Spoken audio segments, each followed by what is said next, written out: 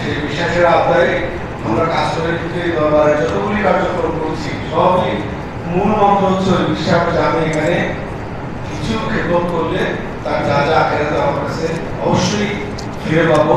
এবং হুজুরুল্লাহ বক্তব্য অনুযায়ী অর্থাৎ হুজুরুল্লাহ কোরআন শরীফ থেকে যে বক্তব্য দেন যে আমরা মরার জন্য অপেক্ষা করবো, মৃত্যুর জন্য অপেক্ষা করবো, মৃত্যু হওয়ার সাথে সাথে আমাদের কাছে সেই সুন্দর জীবন আমাদের কাছে চলে আসবে।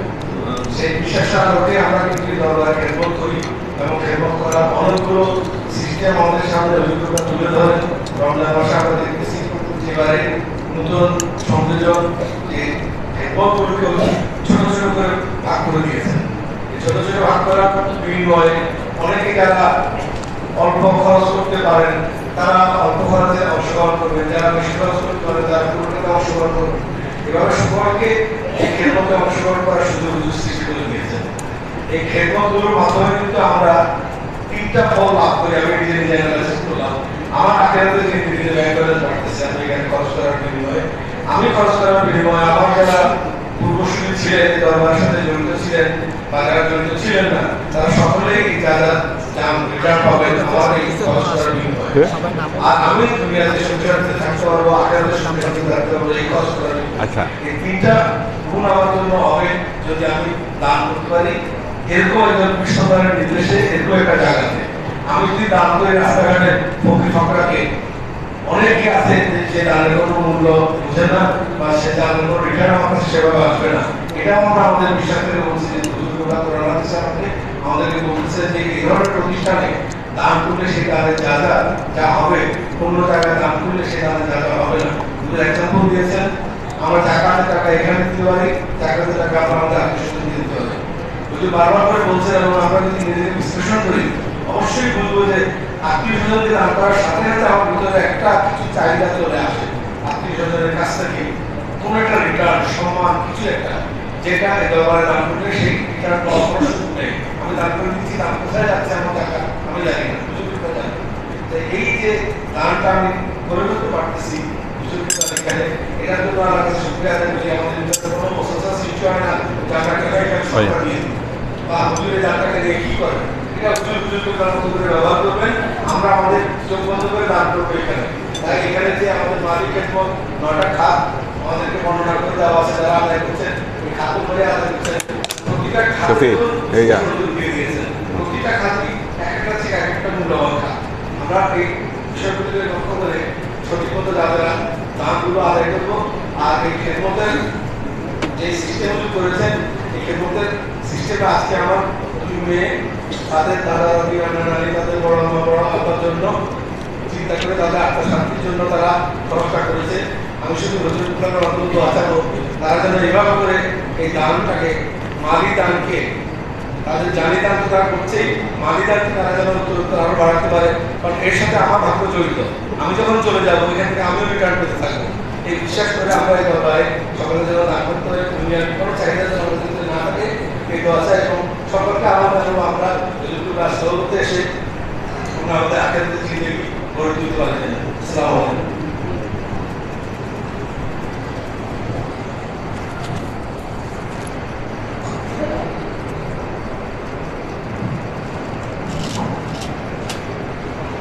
অসুবিধা রাখবো না, 5,000 টাকা করে দাম করেছে খাওয়ার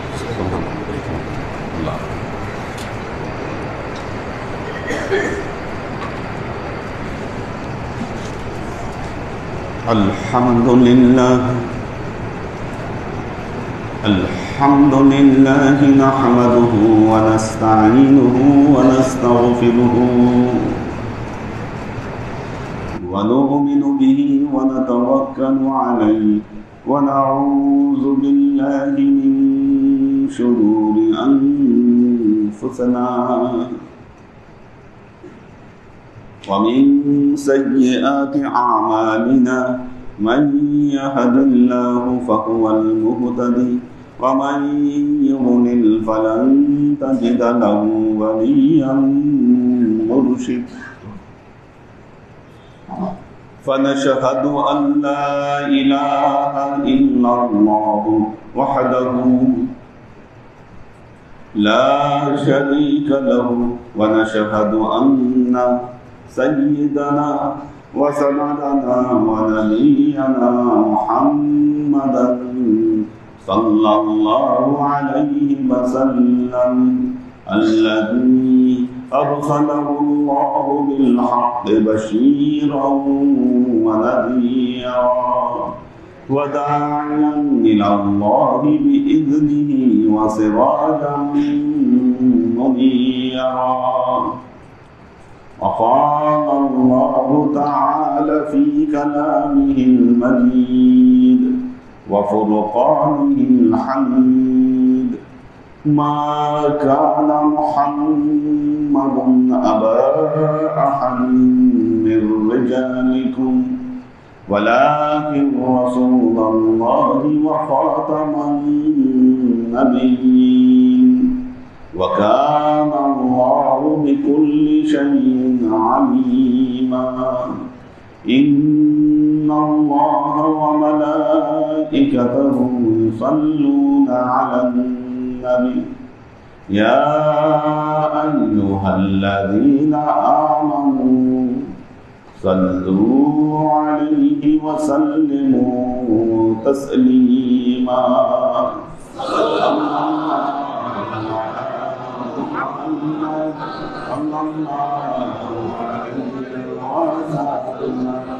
صلى الله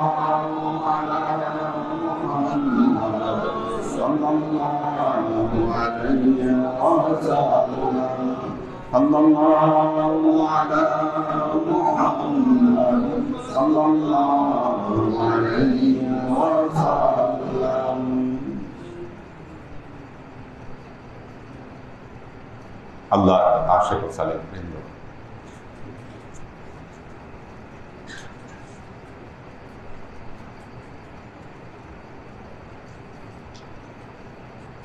আল্লাহ তার কালামে পাকে বান্দার জন্য একটা হুঁশিয়ারি দিয়েছেন। আল্লাহ বলছেন, أعوذ بالله من الشيطان الرجيم بسم الله الرحمن الرحيم قل إن كان آباؤكم وأبناؤكم وإخوانكم وأزواجكم وعشيرتكم وأموال اقترفتموها وتجارة تخشون كسادها ومساكن ترضونها أحب إليكم من الله ورسوله وجهاد في سبيله فتربصوا حتى يأتي الله بأمره والله لا يهدي القوم الفاسقين. আল্লাহ তার নবীকে বলছেন, কুল, হে নবী আপনি বলে দেন। তার নবীকে নির্দেশ দিয়েছেন, হে নবী আপনি বলেন,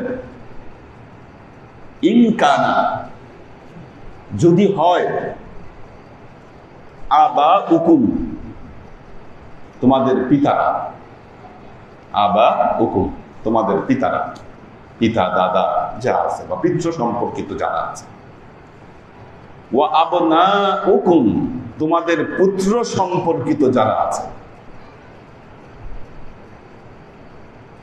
ওয়া ইখওয়ানুকুম, তোমাদের ভাই ব্রাদার যারা আছে, ওয়া আজওয়াজুকুম, তোমাদের স্ত্রীগণ যারা আছে, ওয়া আশীরতুকুম, তোমাদের পাড়া প্রতিবেশী যারা আছে, ওয়া আমওয়ালুন ইকতারাফতুমুহা, ওই সমস্ত মাল সম্পদ যেগুলো তোমরা জমা করো, ওয়া তিজারাতুন তাখশাউনা কাসাদাহা, ওই ব্যবসা বাণিজ্য যেগুলাতে তোমরা লস করার ভয় করো। ওয়া মাসাকিনু তারদাউনাহা, ওই ঘর, যেই ঘরগুলোকে তোমরা পছন্দ করো, আহাব্বা ইলাইকুম মিনাল্লাহি ওয়া রাসূলিহি, এই সমস্ত জিনিস যদি তোমাদের কাছে আল্লাহ এবং তার রাসূলের চাইতে প্রিয় হয়, ওয়া জিহাদিন ফি সাবিলিহি, আল্লাহর পথে জিহাদ করার চাইতেও যদি এগুলা তোমাদের কাছে প্রিয় হয়, ফাতারাব্বাসু, তোমরা অপেক্ষা করতে থাকো, হাত্তা ইয়াতি আল্লাহু বিআমরিহি, তাহলে তোমরা অপেক্ষা করতে থাকো যতক্ষণ না পর্যন্ত আল্লাহর আদেশ তোমাদের কাছে আসে।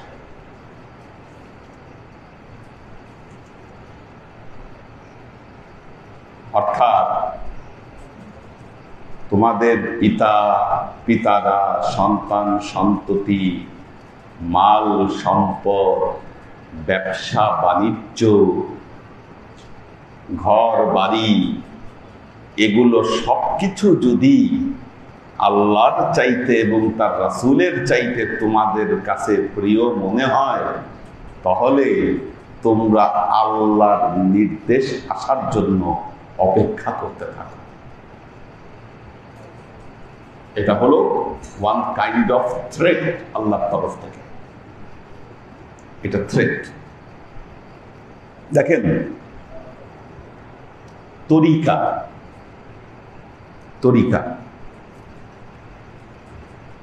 তরিকা মানুষকে কি করে? তরিকা এমন এক প্যাকেজ যেটা মানুষকে আল্লাহর নিকটবর্তী হওয়ার তৌফিক দান করে। আপনাদের যদি তরিকা না থাকতো, যদি মুর্শিদ না থাকতো, যদি এই জায়গাটা না থাকতো, আল্লাহর আইনগুলা প্রতিষ্ঠা করবার জায়গা আপনাদের থাকতো। এই ট্রেনিং না থাকলে, শিক্ষা এবং দীক্ষা, কিতাবে তো শিক্ষা দিয়ে ভরা, এটাকে দীক্ষায় পরিণত করতে গেলে কি ওয়াতাওয়া সাওবিস হাক্কি ওয়াতাওয়া সাওবিস সাবর, ইন্নাল ইনসানা লাফি খুসর ইল্লাল্লাযিনা আমানু ওয়া আমিলুস সালিহাত। দুটো, ইল্লাল্লাযিনা আমানু, যারা ঈমান আনলো, ওয়া আমিলুস সালিহাত, সৎ কাজ করলো, ওয়াতাওয়াসাউ বিল হক, হকের নির্দেশ দিল, এবং ওয়াতাওয়াসাউ বিস সবর, সবরের নির্দেশ দিল। দেখেন একটা জিনিস আল্লাহ বলতে চাচ্ছে, আল্লাহর চাইতে যেইগুলাকে আপনি সবচেয়ে বেশি ভালোবাসবেন, প্রাধান্য দিবেন, আল্লাহর কাজের চাইতে যেই কাজকে আপনি বেশি প্রাধান্য দিবেন, যদি আপনি ইমানদার হয়ে থাকেন, আল্লাহ যদি আপনাকে ভালোবেসে থাকে, আপনাকে ওই জায়গায় আল্লাহ একটা বাধা দিবে। আল্লাহ বলতেছে আমার আদেশ আসার জন্য অপেক্ষা করো। এখন আপনি বলবেন যে হুজুর, তাইলে অনেক বেঈমান আছে,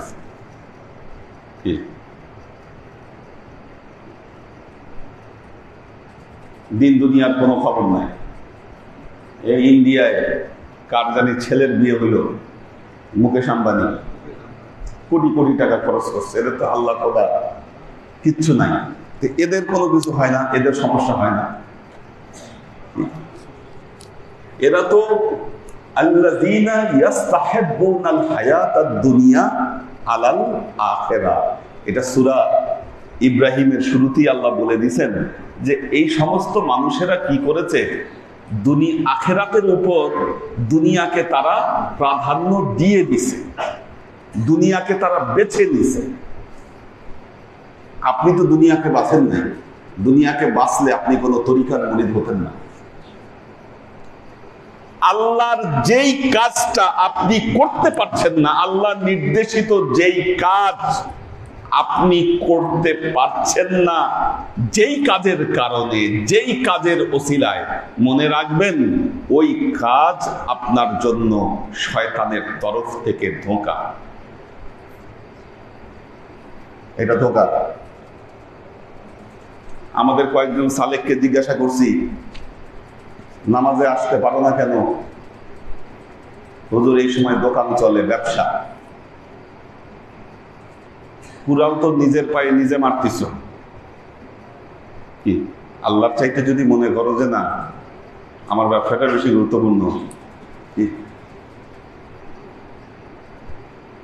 যারা পারে ওইটাকে ত্যাগ করেই কিন্তু আসতে পারে, ওইটাকে ত্যাগ করেই আসতে পারে। আল্লাহ বলতেছে তুমি তো ভ্রান্ত হয়ে ঘুরে বেড়াচ্ছ, ধোকায় অলরেডি তুমি পড়ে গেছো। আল্লাহর আদেশ আসার জন্য অপেক্ষা করো। ফাতারাব্বাসু, ডাইরেক্ট থ্রেট করছেন। অনেকেই আছে ফজরের নামাজে আসতে পারে না, আমি নাম বলছি না। প্রথম দিন ফজরের নামাজ কাতার ছিল ওই পর্যন্ত, এখন আস্তে আস্তে 2 কাতারে ঠেকছে আর কি। ফজরের নামাজে আসতে পারেন না কেন?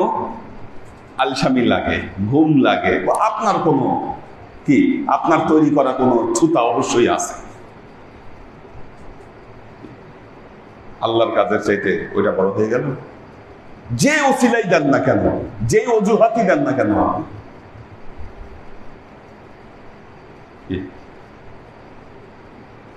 আল্লাহর আশিক ও সালেক বৃন্দ,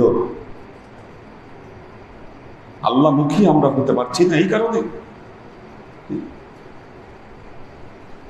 আমরা পরিপূর্ণ আল্লাহ মুখী হতে পারছি না।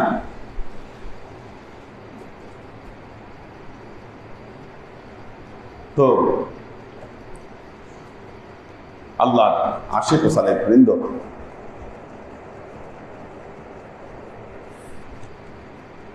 আল্লাহ বারবার পবিত্র কোরআনে মানুষকে এই কথা স্মরণ করিয়ে দিচ্ছেন যে হে মানুষ, কেন তোমরা আল্লাহর দিকে আল্লাহমুখী হচ্ছ না? যেই লোকটা আল্লাহমুখী হতে পেরেছে সেই লোকের সাথে আপনার পার্থক্যটা কোথায়? সে পেরেছে, আপনি কেন পাচ্ছেন না? এটা আপনি হিসাব করেছেন কি? লা তারজুনা লিল্লাহি ওয়াকারা ওয়া ক্বাদ খালাকাকুম আতওয়ারা মা গররাকা বিরাব্বিকাল কারীম আল্লাযী খালাকাকা ফাসাওয়াকা ফাআদালাকা ফি আইয়ি সূরাতিন মা শাআ রাক্কাবা। কোরআনের জায়গায় জায়গায় আল্লাহ মানুষকে ভোগ করেছেন যে মানুষ কেন তোমরা আল্লাহমুখী হচ্ছ না, কেন আগাচ্ছ?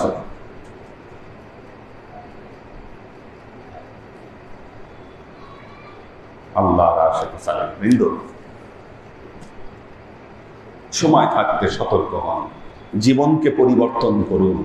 মাহে রমজানুল মুবারক আসলো আর গেল, আপনি রোজা রেখে মনে করতেছেন যে আমি সব করে ফেললাম। আল্লাহ নবী এই কথা বলেছেন, আমাল্লাম ইয়াদা কওলা যুর ফালাইসা লাহু হাজাতুন আইয়াদা তুআমাহু ওয়া শারাবাহু। যে ব্যক্তি রোজা রেখে মিথ্যা, অনর্থক এগুলোকে ছাড়তে পারলো না, কোনো দরকার নাই আল্লাহর ও না খেয়ে থাকবে, ও পানাহারকে পরিত্যাগ করবে, এটা আল্লাহর কোনো দরকার নেই।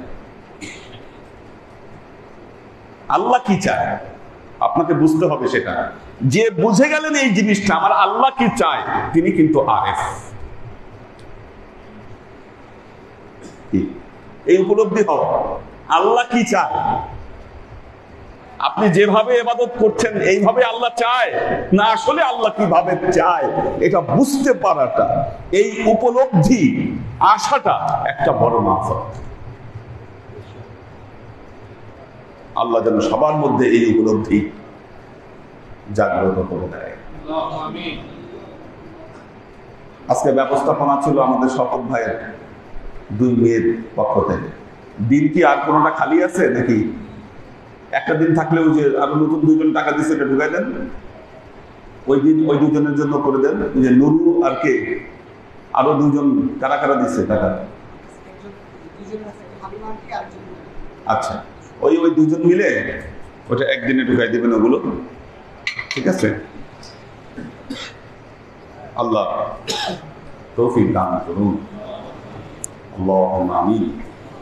আজকে শপথ ভাইয়ের 2 মেয়ের পক্ষ থেকে ব্যবস্থাপনা ছিল, দোয়া করবেন আল্লাহ যেন তাদেরকে কামিয়াব করে এবং প্রতি বছর যেন এরকম খেদমত জারি রাখার তৌফিক আল্লাহ তাদেরকে দান করে।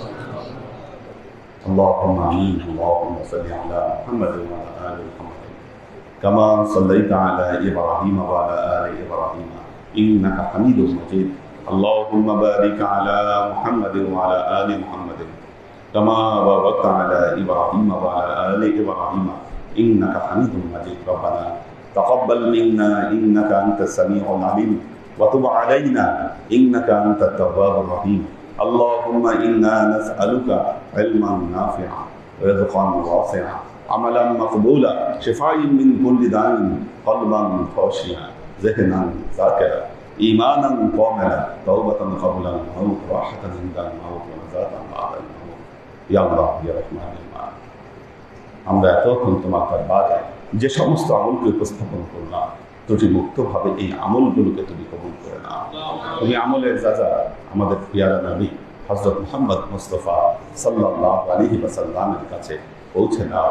আল্লাহ আমাদের নবীর পরিবারবর্গের কাছে তুমি এর জায়গাতে পৌঁছে দাও। এই দুনিয়ার সমস্ত আম্বিয়ায়ে কেরাম, সাহাবায়ে কেরাম, তাবেঈন, তাবেঈন, ওয়ালি আউলিয়া, গাউস, কুতুব, আমাদের মা বাবা, ভাই বোন, আত্মীয় স্বজন, এই দরবার থেকে যত ভাই বোন চলে গেছে সবার রূপে আল্লাহ তুমি এর জায়গাতে পৌঁছে দাও। তুমি তোমার হাবিবের ওসিলায় আমাদের সবাইকে কবুল ক্ষমা করে দাও। আমাদের জীবন থেকে সমস্ত অভাব, অভিযোগ, বালা মুসিবত, দুঃখ, কষ্ট, রোগ শক্তি দূরীভূত করে দিই। দৃঢ় হস্তে তোমার দ্বীনের খেদমতের তৌফিক তুমি আমাদেরকে দান করো। সুবহান রাব্বিকা রাব্বিল ইজ্জাতি আম্মা ইয়াসিফুন সালামুন আলাল মুরসালিন আলহামদুলিল্লাহি রাব্বিল আলামিন ওয়াজআল আখির কালিমাতিনা ইনদাল মাউত লা ইলাহা ইল্লাল্লাহ মুহাম্মাদুর রাসূলুল্লাহ সাল্লাল্লাহু আলাইহি ওয়াসাল্লাম।